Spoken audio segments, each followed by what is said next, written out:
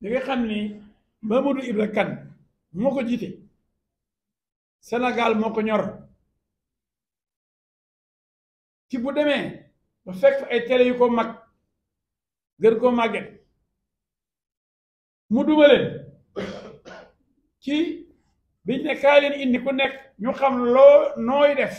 noo toogee noo mënee pour ñu jox la loo xam ni bu coupe du monde bi commencé yow yaay koy jël di ko wan Sénégal yi tasaare image yi ñëpp fu ñu toll Tambacounda Kédougou Dakar Ziguinchor partout dina mën a xool match football yi bi TFM joxee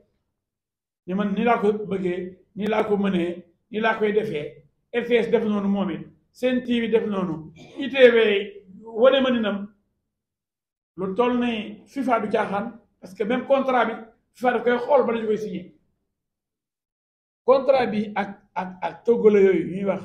ni World télévision FIFA daf ci teg bëtam du loolu neex rek na kooku contrat bi FIFA moo ko jox loolu moom mu jox ñu ñun FIFA xool ñoom ñu xool ni ah groupe bi ñoom ITV ñoo mën immédiat li mu wax moo yenu maanaam moo mën Sen TV moo mën TFM moo mën RTS ñoom ñeent nag ñoo jóge Sénégal di xëccoo ku ne ni maa bëgg di jox ma droit de retransmission match yi ma di ko wane sama réew ñun ñeent ñëpp ñu bokk réew mi ñu tànn toujours le meilleur élève de la classe xam nga ñëkk a fecc taxal mu jéegéew aux Zambiens la valeur n'attend point le nombre des années la tubaab wax ki mujjee ñëw mën ñi ko ñëkk a ñëw ba mën seen baay ak seen yaay muy RTS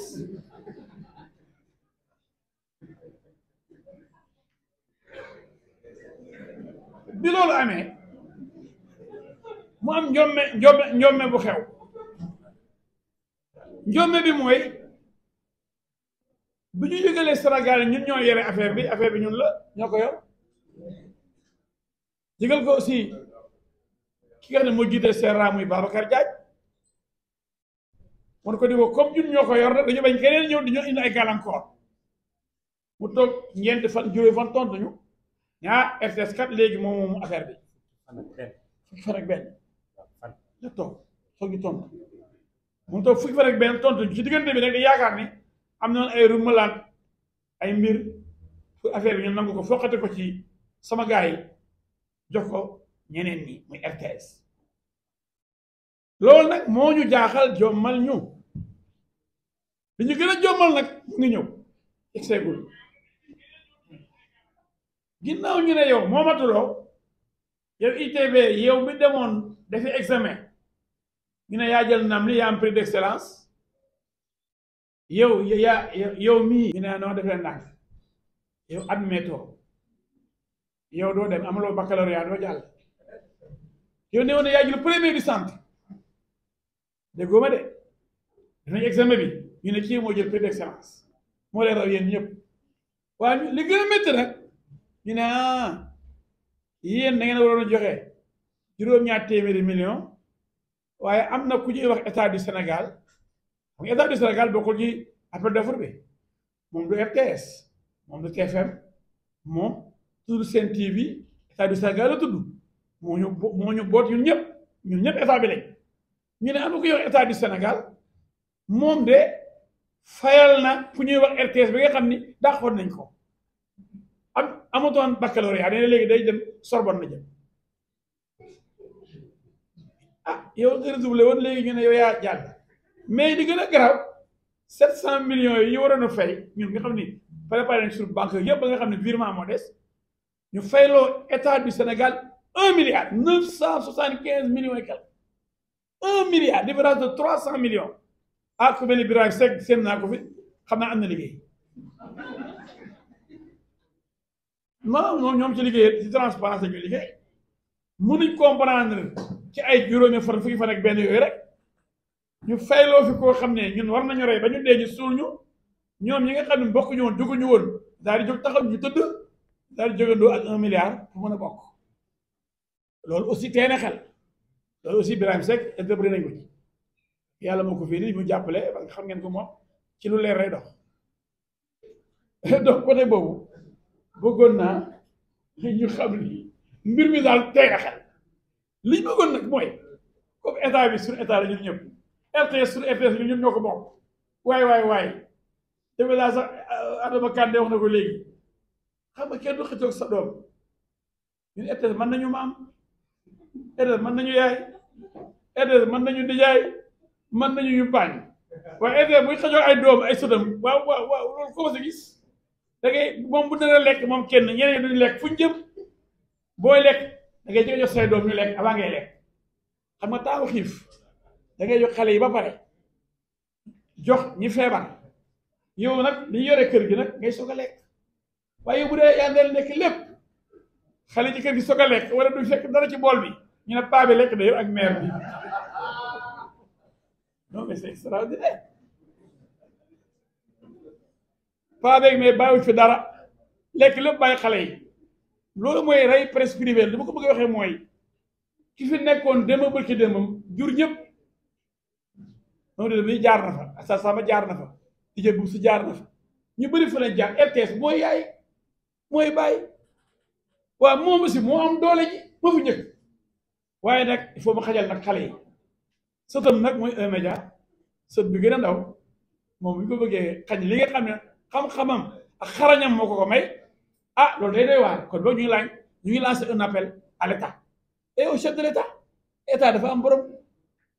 pour ñu seet luñ mën a trouver solution bu dee moo gën parce que toog fii bañ dem ci match yi Sénégal du am match ndax ñu nga Zurich joxuñ kenn nekk leen RTS gañeegul suspension beneen arbitre yi jugé guñu envoyé nañ dossier bi ba match yi ñëw fu ñu jëm laa wax kon nañu toog waxtaan parce que rek foqale baaxul damay indi biir buy daw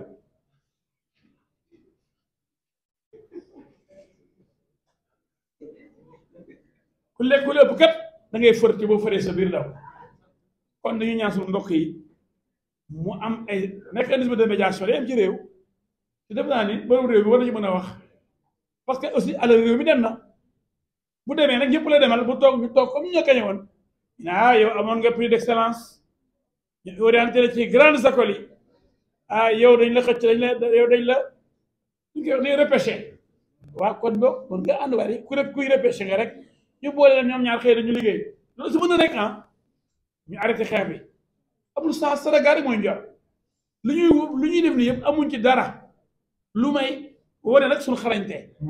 muy média wane suñu cofee ci Sénégal bu am ay image yu leer match yu wóor chaque jour ñu xool match yi te mën nañ ko wane nañ suñu xarañte ba FIFA ni ñu yéen la niveau du ni yéen la signé ñun FIFA d'accord kon moo wax ci dafa leer na je pense que Francois na liñ bëgg mooy jàmm waaye ko bëgg a jàmm da ngay préparer guerre loolu la ñu wax pour tere nga wut ay ngànnaay pour bu ñu la songee fekk fa ay bazooka bu ñu la songul wala ñu bëgg jàmm nga ree xaqataay jàmm ni ñaay waaye que loolu wax nañ léegi nag li gën a am solo mooy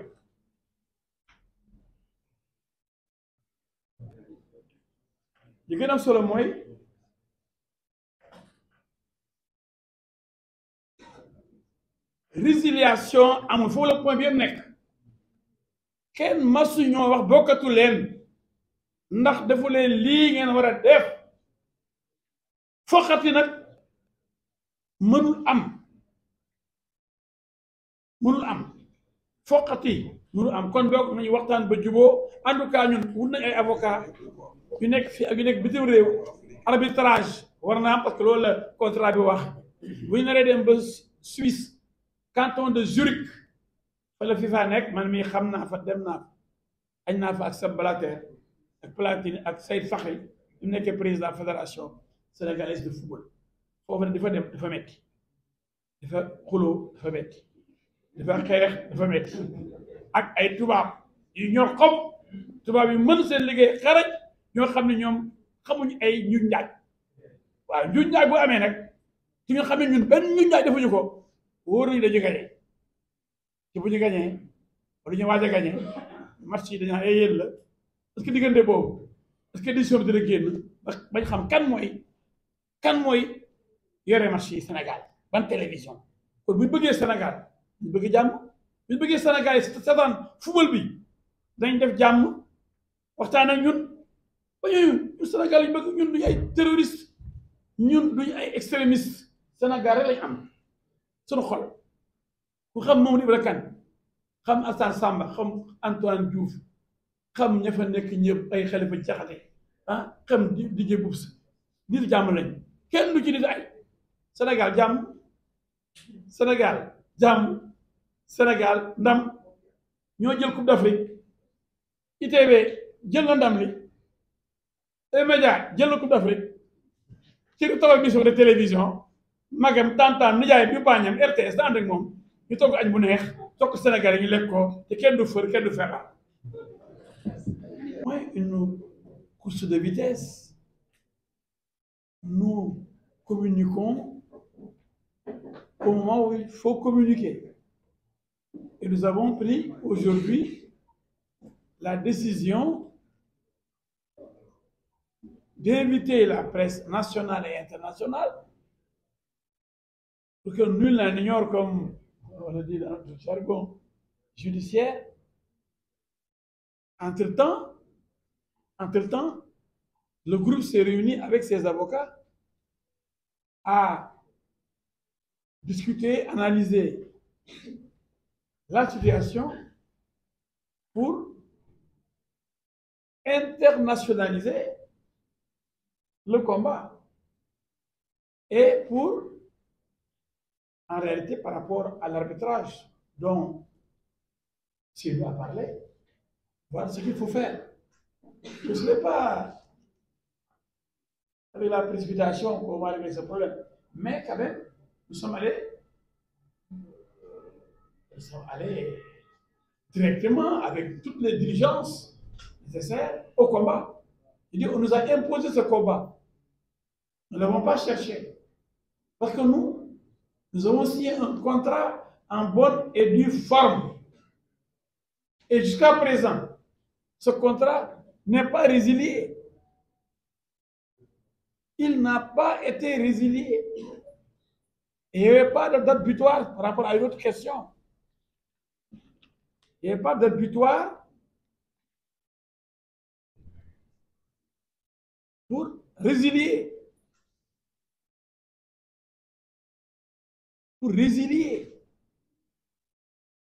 Donc,